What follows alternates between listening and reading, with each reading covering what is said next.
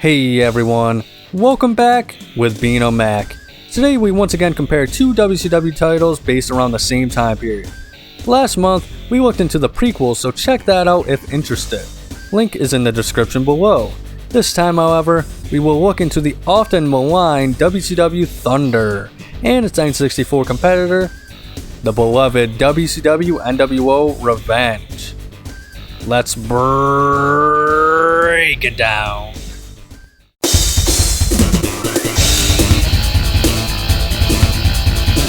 Alright, it's time for the stats again. Revenge was exclusive to the Nintendo 64. It was developed by AKI Corporation and released on October 26, 1998 in the States and November 30th, 1998 in Europe. Revenge sold a total of 2.38 million worldwide according to VideoGameCharts.com. WCW nWo Thunder was developed once again by Inland Productions. It was released January 12th, 1999 on PlayStation consoles. An N64 version that was renamed WCW Nitro for some reason was released on February 9th of 1999.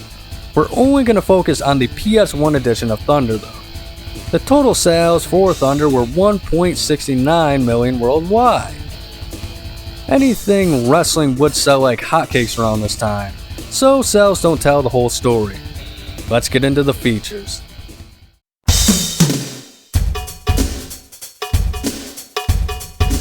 The presentation has been upgraded for both titles this time.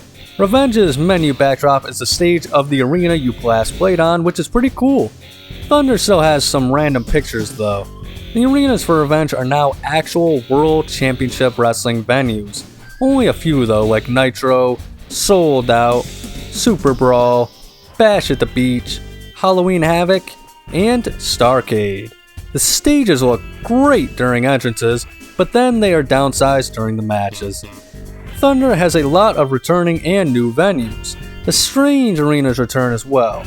You can tell the most effort went into these. The commentary is the same for both games. Thunder has Bobby Heenan and Tony Schiavone yell the move you're doing, and that's about it. No commentary in Revenge. Entrances have been included in Revenge, but they don't have accurate theme music. Other than that though, they are fantastic. Full entrances, accurate poses, pyro, it's all fantastic.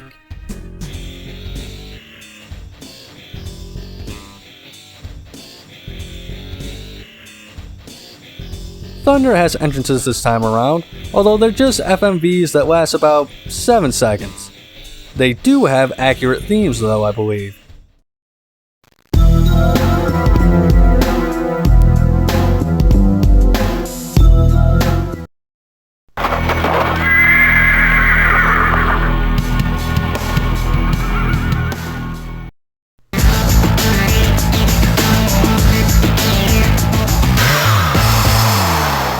Factions were a big deal in WCW at the time. In Revenge, the rosters are separated into their respective factions. In Thunder, we have factions as well. You select which one you want to represent before starting the match. It may change your colors, as well as who helps you during fights. There's the nWo Black and White, nWo Wolfpack, WCW, Raven's Flock, Four Horsemen, Inland Productions, and the Wacky Crew. Yup, beautiful. Rants also return in Thunder, and now they've doubled in size with the starting roster. They're more entertaining than before and are once again usually considered the best part of this game. Here are some of my personal favorites. You'll understand why. This is the Stinger, and I'm in the mood for handing out more than just one Stinger death drop. Pick me, pick somebody else, do whatever you want, leave me alone. Quote the Raven, nevermore. Goldberg here. If you pick me, you'll find out who's next. Ah! Hey, wait a second. I know what you're thinking. You want to be me like everybody else. Forget about it. You don't have the mental skills or the dexterity. Go on, go pick somebody else. Pick Hogan or some. Don't pick me. Move. Go. Go. Pick me! What's wrong with you? I heard Nash. Nash said don't pick me. Fine, because I can smash Nash.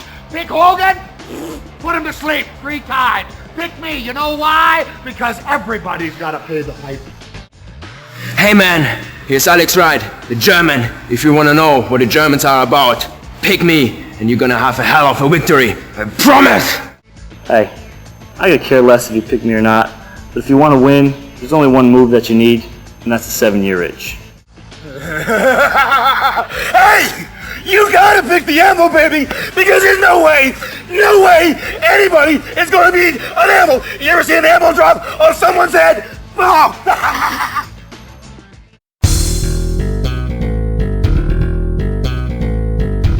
The gameplay is very similar to last time, but I'll go over the improvements to both titles instead. Starting with Revenge, there's the obvious graphics update. They look like toys now instead of cartoon characters. The same gameplay from World Tour is here. Strong grapples, weak grapples, strikes, dodge, dip, dive, duck, and dodge. Build your momentum up to then taunt and get your special that you can use in more ways now. There's front, back, corner,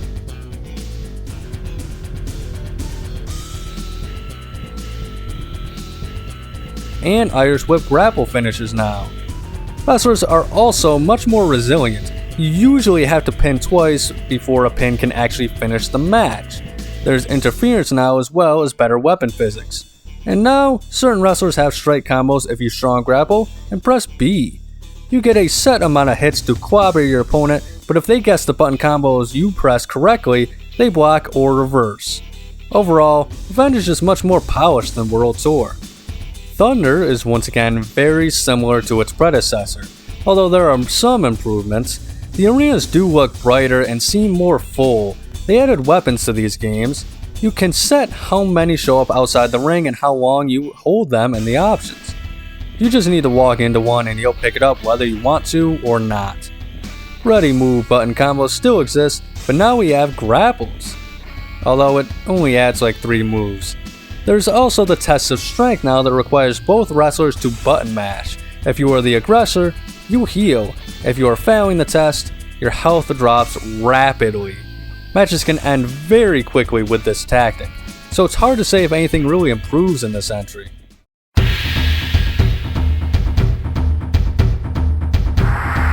Listing off the match types, Revenge has singles, tag team, handicap, and battle royal matches available to play. Same as last time. You can still do tornado tag team options in Revenge, but no more elimination rules sadly. The Battle Royal mode has now been upgraded massively. Now there are ring out rules, and more than 4 wrestlers are available to play in a single match. Up to 40 now actually. Every time someone is defeated, a new guy comes from the back to take his place. Thunder upgraded as well when it comes to match types. We have Versus and Tag Team returning. Now we have the additions of Battle Royal and Cage Match. I think Thunder is the only WCW game to feature a cage match, but then again, I never played the SNES titles. Battle Royal is essentially the same thing in Thunder as it is in Revenge, except it's always 30 participants. You need to throw enemies over the top to eliminate them. Then someone else comes out after. We get a pretty cool detail where the eliminator gets up and runs to the back before the next entrant comes out. Also, you can exit the ring by going under the top rope and fight outside of the ring. Unfortunately, there are no pin, submission, or TKO options like in Revenge though.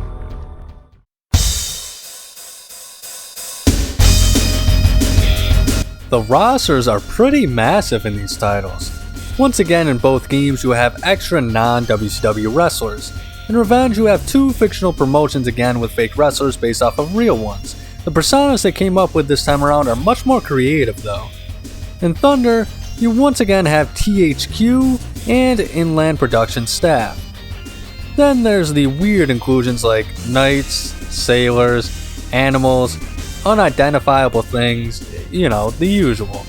The amount of selectable WCW talent has been tripled though for both games. Both titles have some of the best of WCW like Hulk Hogan, Bret Hart, Sting, Lex Luger, The Giant, DDP, Raven, Goldberg, The Outsiders, Macho Man, The Steiners, and plenty of memorable mid-carders. Like usual though, with how much wrestling changed at the time, there are some exclusives in both games. Thunder allows you to play as the Nitro Girls. Also, Thunder has exclusive access to The Disciple, Horace Hogan, Ernest the Cat Miller, Arn Anderson, Kaz Hayashi, Mike Enos, Rick Fuller, Ric Flair, The Public Enemy, Wrath, Steve McMichael, and Prince Iaukea. They have extra managers and staff that weren't playable through normal meets and Revenge 2, like Vincent and Doug Dillinger. Revenge has exclusive access to Yugi Nagata. Yeah, that's really it. I'm just as surprised as you are.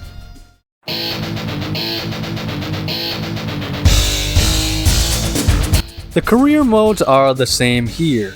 In Revenge, choose to go after or defend one of the 5 WCW titles. Beat 9 in a row to win the challenge. Clearing a bout for the first time will unlock a new wrestler.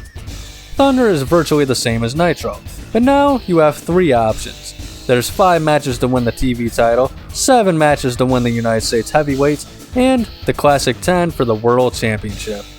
The title holders show up in the character select screen with their belts, but instead of being the actual titles, they're just gold, silver, and bronze to represent the difficulty. No new ground here.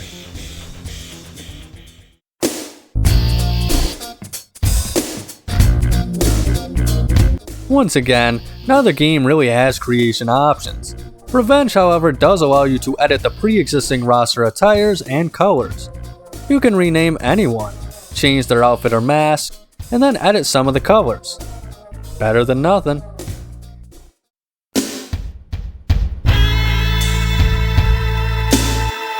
Neither game has any extra modes on offer this time around, although in Revenge, after every match and championship playthrough, the game gives you a high score. Put on an exciting performance and you'll be able to rank in. Then check the options mode to see the top scorers across all belts and match types. I guess this is worth mentioning too. In Thunder, you can input cheats that will make body parts like heads and hands bigger. They do look funny, but they don't interact with each other well. Stuff like this is on Nitro as well, but I neglected to mention that last video. It doesn't offer anything new to the gameplay, but I do kinda miss when games would have fun little things like this. Well, that's all for today. Any Thunder fans out there? Holla if you hear me. If you enjoyed this Beauty and the Beast comparison, leave a like and subscribe for more Rocky content every Saturday and Sunday. Ring the bell to be notified of ROM hack reviews, evolutions, and more comparisons. Above all else though, please remember to have a nice day.